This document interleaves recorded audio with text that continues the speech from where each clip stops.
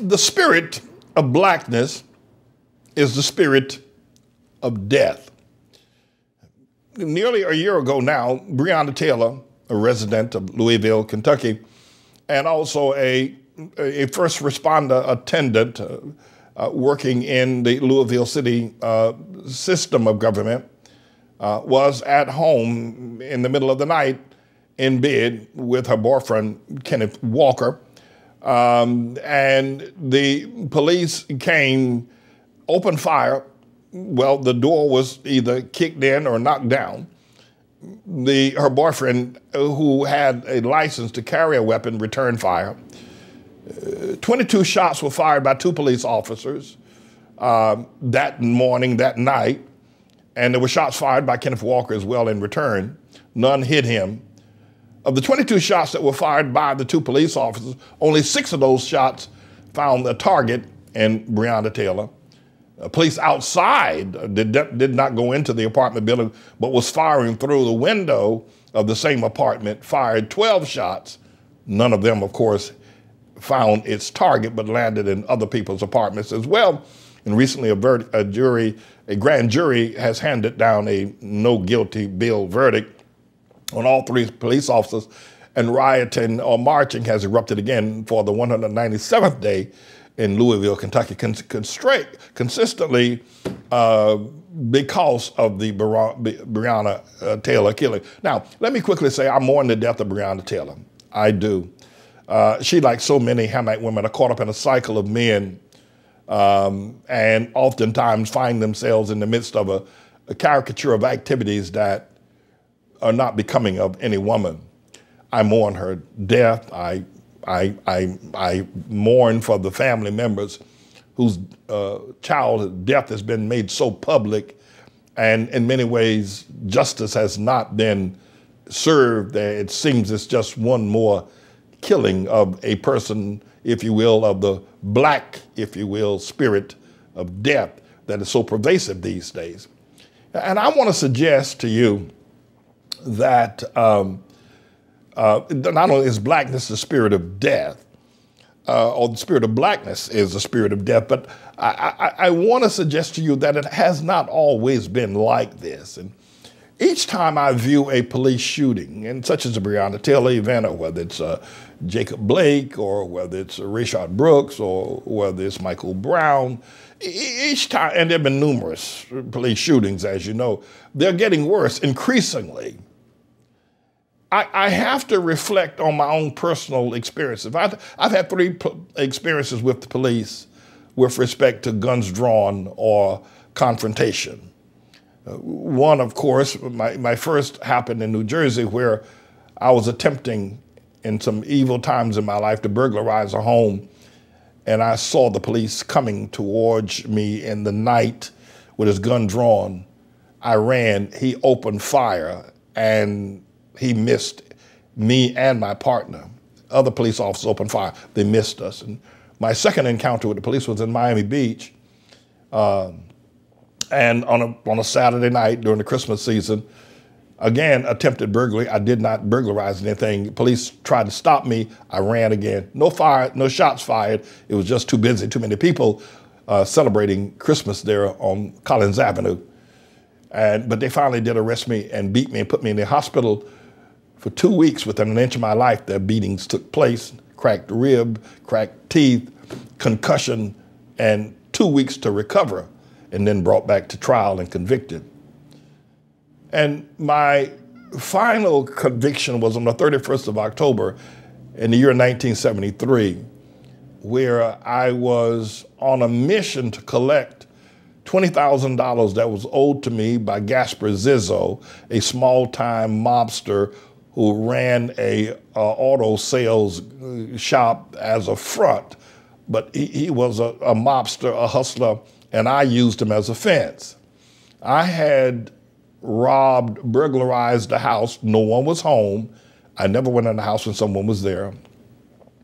Of F.W. Woolworth's son. And the catch of jewels that I had, I was told were worth $250,000 in 1973. I thought they were worth a whole lot more, but I didn't argue. I was promised $50,000 as a cut, and the fence would take whatever else he could get. For a young man, 26 years old, $50,000 on one job was, for me, I thought, a pretty good catch. I thought the jewels perhaps were worth as much as $1 million, but I didn't argue.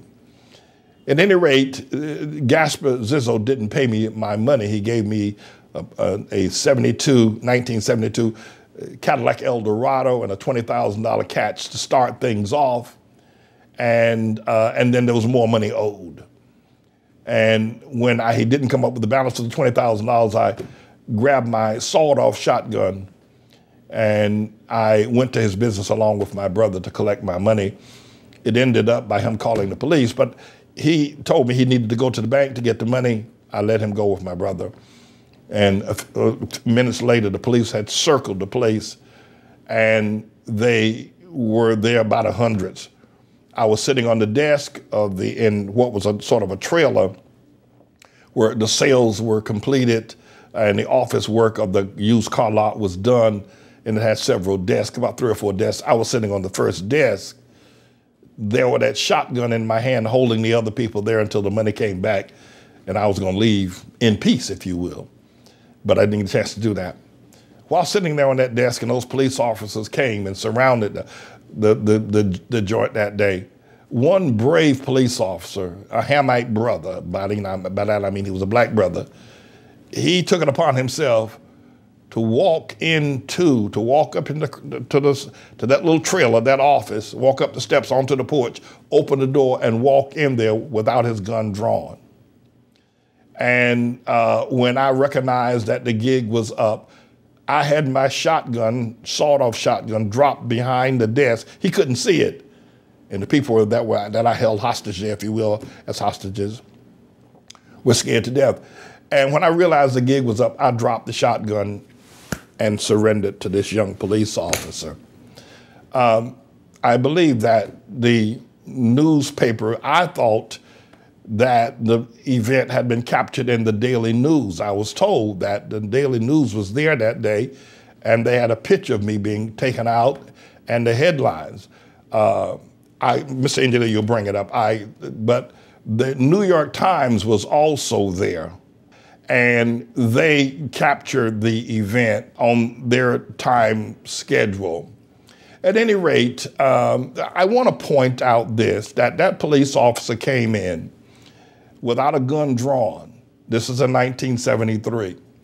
He came in without a gun drawn in a brave way with 30, 40 other police officers behind him.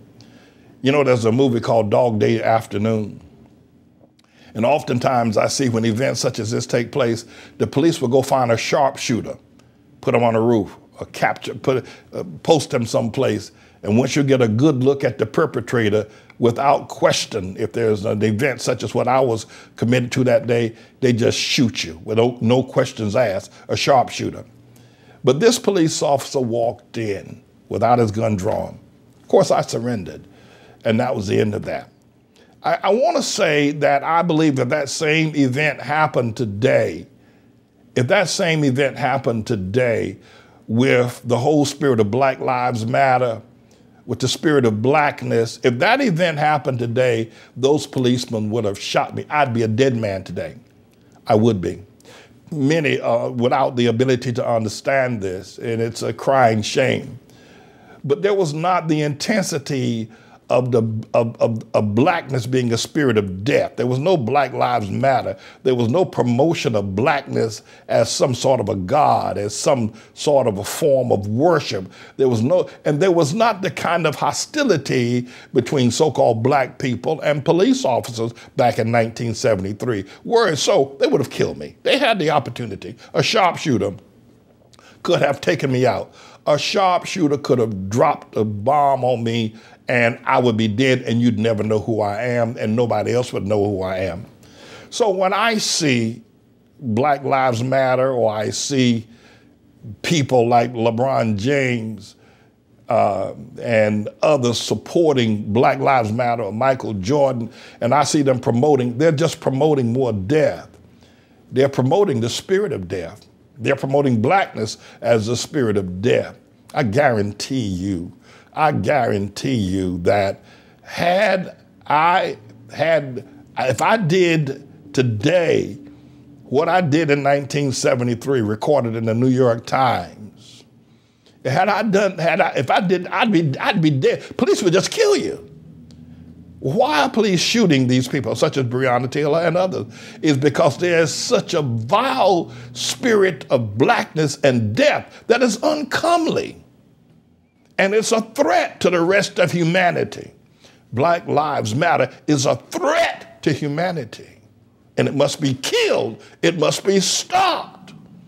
And though Trayvon Martin or Michael Brown may not have been waving the flag of Black Lives Matter, but Barack Hussein Obama, the long-legged Mac Daddy, waved the flag of blackness as some sort of utopian, as some sort of an accomplishment, as some sort of power. Obama waved that as a spirit, and it seeped deep into the residents and the hearts of Michael Brown and Trayvon Martin and a host of others. I want to say that I think it's important that you can look at police officers and you can call them haters, or you can say what you will, but I want to thank that police officer that came into Garrett Motor Sales that day, and I had that sawed-off shotgun, and he could have shot me, or to the police department of the 83rd precinct, or whatever precinct it was, who could have ordered a sharpshooter to kill me. I want to thank the police department for not killing me. I want to thank them for not wiping me off the map and short-stopping this moment I now have with you. And many of you, Pastor Manning ain't for the black man. Pastor Manning always beating down a black man. Every time I hear a sissy say that, I feel like doing to him what the police officer, the Pastor Manning, always beating down on the black man. You ain't never been where I've been. You know nothing about being a man. You know nothing about what I felt when the police beat me. You know nothing about what I felt when they shot at me. You know nothing about what was going on. You know nothing about nothing. In fact, you're nothing from nothing. He ain't Pastor Manning, ain't for the black man. I've never seen such a group of losers in this whole black man, black spirit, Black Lives Matter. I have never, if you had asked me, could the multitudinous number of loser men that are just losers, and that's why the police are shooting them, because they have nothing to live for. And all they do is promote rhetoric. I don't know who that, I looked at the New York Times article, I just perused it. It's extremely macabre and surreal for me to read that article. I haven't read it. I know that many of the people of the ministry pulled it up. New York Times, 31st of October, 1973, of what I did. I made the New York Times. I've made the Times on several occasions, but this was my first entree into making the New York Times on my lifestyle. I haven't read it because to go back 46 years, and to look at my life then, it's just something even I am not brave enough to do. I haven't read the article, but there it is in the New York Times. $20,000 theft failed, foil hostages freed by police in Brooklyn. I haven't read it, but the police officer that spared my life, and I tell you, Breonna Taylor's life could have been spared too. I tell you, Michael Brown's life could have been spared too. I tell you, Eric Garner's life could have been spared too. I tell you, Trayvon Martin's life could have been spared. Jacob Blake, Rayshard Brooks. I tell you, their lives, even Tamir Rice, their lives could have been spared as well. No, they could.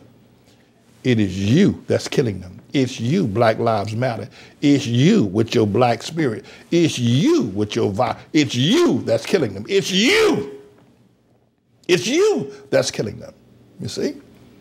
It's you that's doing it, not the police.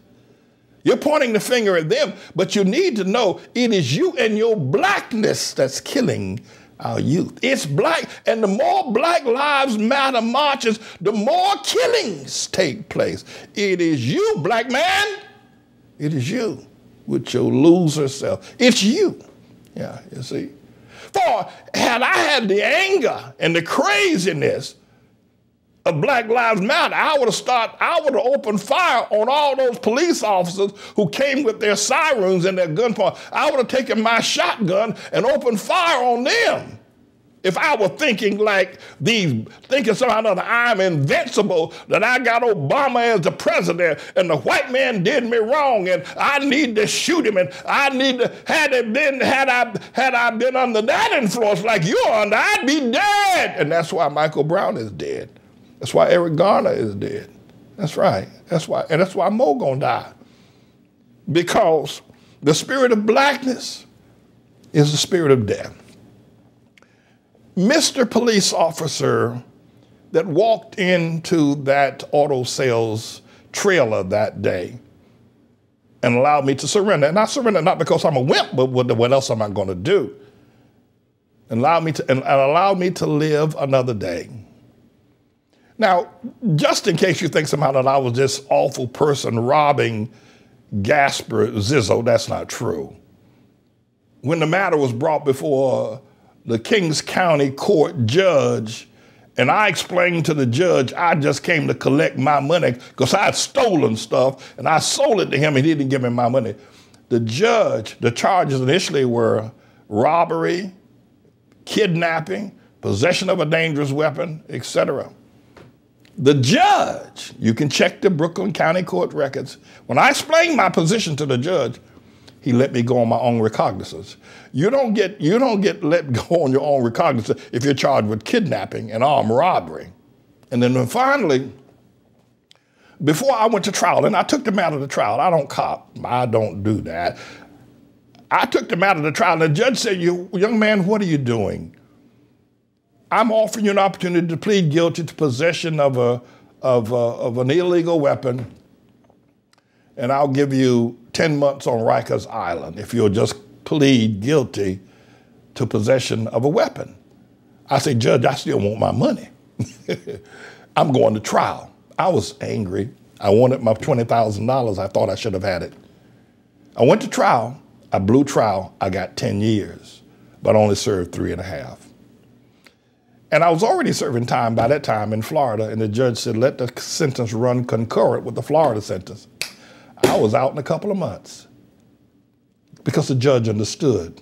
I simply came to collect my money. I brought a gun with me. I was a gangster, and so were the other guys, as bad as I was. I wanted to put that in. I don't mean to overdress the issue, me personally. I just want to say all this marching in Black Lives Matter, the black man's mind today, in no wise is he ready to lead. He's not ready to work. He's not ready to understand the world. He ain't ready to rob anything, quite frankly. You go back to 1973, and you don't see the kind of shootings. You don't see the police car. You don't see people marching or police shootings in 1973. You can't find one. We've moved into a different time. Under Barack Hussein, the long-legged Mac Daddy Obama, where the spirit of blackness is the spirit of death. I'm James Evan Manning, everybody. I'm the Lord's servant. This is a bit of a news blog we do, looking at spiritual wickedness in high places for the most part, making some observations about it and giving people a biblical foundation to the way of interpreting, rather than have Sean Hannity or Laura Ingraham or Janine Pirro or Anderson Cooper or Rachel Maddow or Don Lemon, Rush Limbaugh interpret what's going on in the world. You come to me and I'll tell you based on what the Word of God says. They'll just give you their worldly, sinful view. But the Manning Report will tell you what God has said whether to say yea or nay, whether to go or to stay.